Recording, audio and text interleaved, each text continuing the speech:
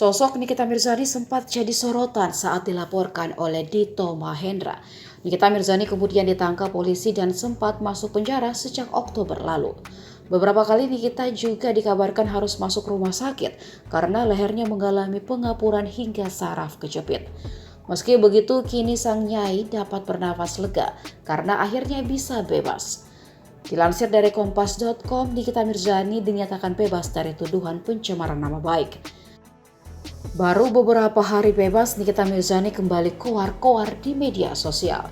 Dilansir grade.id dari akun Instagram @lambegose pada Rabu 11 Januari, Nikita Mirzani menyebut sosok Nindi Ayunda sebagai manusia fake.